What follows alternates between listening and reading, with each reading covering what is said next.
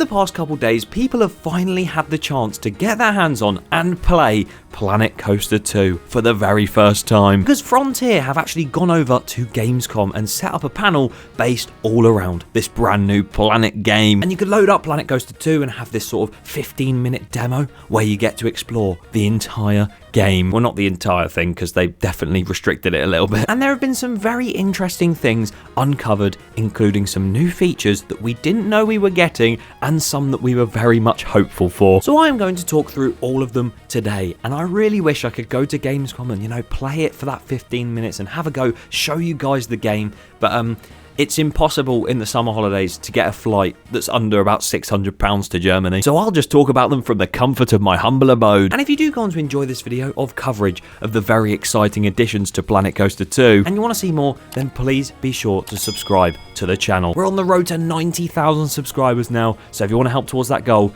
it'd be greatly appreciated. So then, what has been the timeline of this game so far? Of course, we initially got that announcement trailer where we got to see everything in this game for the first time. We saw a dive coaster go down the hillside alongside that, oh god, not those slides again. Since then, we had the deep dive, and I actually went through that in a separate video, talking about the sort of additions you can make to coaster car trains, and also the potential existence of drop tracks within the game. But we're still waiting to see that in the flesh. But this Gamescom event was the first time anyone had the chance to just go free, go wild, and do whatever the hell they want in this game, as long as it hasn't been restricted. And as you can see, the brand new menu presents us with a different looking Earth, and also a different looking left hand side. You've got the career demo, which of course would be replaced by career, the franchise mode, sandbox, and then of course above that you've got my parks, the workshop, everything like that. And this is an early build, so I'm assuming a lot of people will be dotted around that planet when you eventually get the game,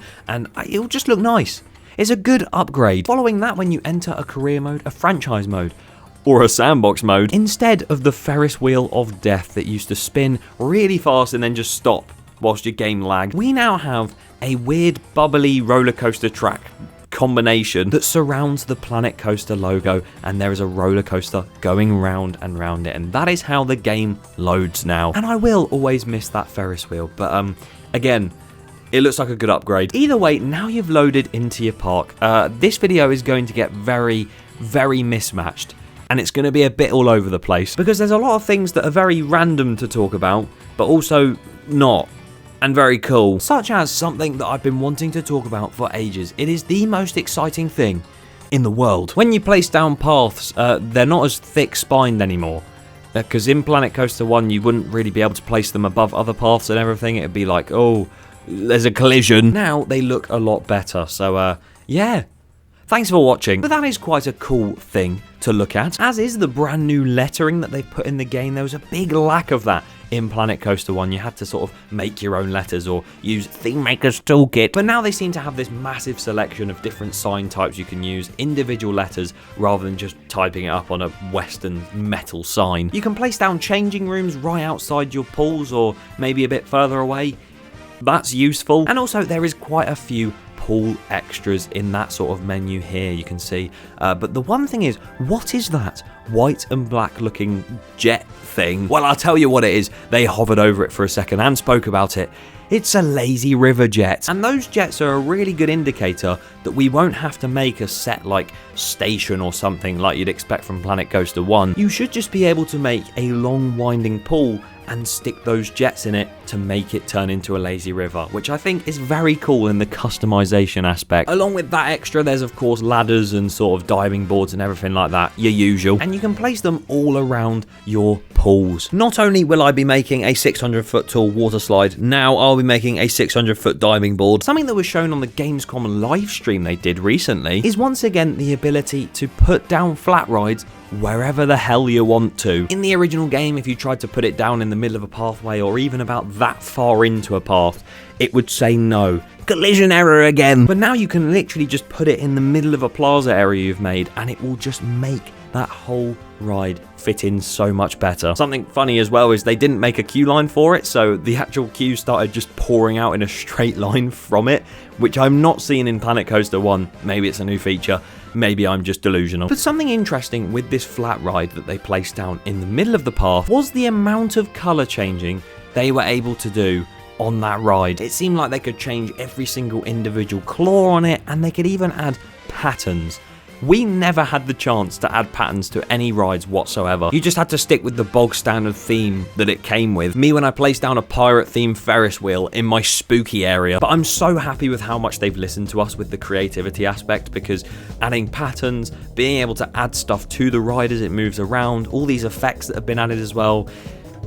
Perfect. I'm a happy boy. Tell you what also made me happy, that was noticed by a player at Gamescom. As we saw in the deep dive originally, a lot of their slides just, well, all of them, went through the slide path and then ended by just going straight back into the water, where there was people already swimming in there as well. And that is sometimes realistic, but a lot of the time, these slides have their own little endings that they sort of just funnel into, and they just stop right there and then. Well, I'm not too sure who took this screenshot, but there you go. They have actually put in both the ending that sort of just goes and crashes into the water, and that one that literally ends like a normal water slide does, even though the other one is also normal water slide ending. But you get what I'm trying to say. It feels like they're really putting a lot of effort into these water slides, because they're not just giving us one option for an ending, they're giving us two, and so many other things they're giving us options on. So, kudos, Planet Coaster 2. And another thing we've been asking for ages is the ability to have different types of weather. We saw it in Roller Coaster Tycoon 1 and 2, it would rain, and whenever it did rain, it seemed to crash my PC downstairs. Weather wasn't in Planet Coaster 1, but it is going to be in Planet Coaster 2. And the cool thing is the time in the game seems to go a bit slower, because there are now seasons within the game too. No, not like a battle pass or anything. You sort of spring, summer, autumn and winter, those sorts of seasons that you get, they're actually going to be in the game. So realistic, am I right? The fact we have to keep an eye on that now as a theme park owner, oh, it's amazing. But that is awesome. And you know what else is very awesome too? Rides and roller coasters. Both of them have been heavily requested to have been seen on these Frontier deep dives and stuff, and they're barely showing us anything. But the Gamescom event gave us a more in-depth look at this. We got to see some brand new transportation rides as well. A bus ride, a single-decker bus, which also makes me think the fact they highlighted that might mean they're making a double-decker one. And that's your sort of update on transportation rides, but let's quickly go into the roller coasters and also water rides, because I forgot about that. Some of the coasters we've seen have been rather smooth on their POVs, and along with that, we've actually seen the smoothing menu, and you can smooth backwards and forwards like you could in the modded Planet Coaster 1. And along with that, you can set the mode of what smoothing you sort of want to do, whether it be for the height, the turns, whatever. It's quite cool. It's all a step in the right direction, so I'm really excited to get my hands on that and see how smooth we can actually make coasters now. But the one thing I wanted to leave till last, because it is probably the most exciting part of this entire update, is something that was noticed in the description for one of the coasters in the game. And in the overview description, it said a water coaster with mid-ride turntables. What? I don't think we've seen a roller coaster in Planco to have any sort of turntable or switch track like that. So that is very exciting. And as you can see here, this is what I thought they might look like. Sort of got the track going forwards, and then it can spin around on that little disc in the middle. And that's what your sort of turntable would appear to be. Well, because Gamescom was obviously allowing people to play and build whatever they want with the sort of unrestricted items, someone actually went onto that water coaster and built a turntable. So this is what it's going to look like when you build one, and I'm not going to lie, it looks very, very neat and realistic. Just the way it sort of goes into there, and it's obviously going to be able to come out backwards or forwards, whichever way you want it to go. I think that's amazing. We've been waiting for something like this in the game for years and years. And it was noticed as well that you can get this for the log flume ride as well, although it looks a bit strange.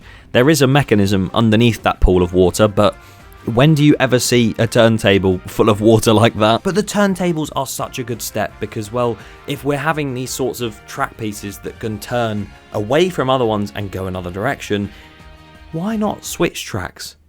You know, what is stopping them from putting in switch tracks? Because it's literally just the same thing where a piece of track moves and then the train can go another direction. It looks likely, but I'm not going to get my hopes up. Either way, this is all very exciting news, and as much as that most recent live stream didn't really show us too much, there is another deep dive next Wednesday, so be sure to subscribe because I'll be doing an analysis video on that too. Let's just hope there's no more of a Frontier dev downing sprinkles from a cup.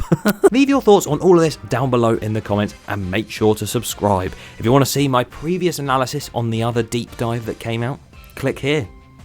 The ride cars on the front and the drop tracks, maybe.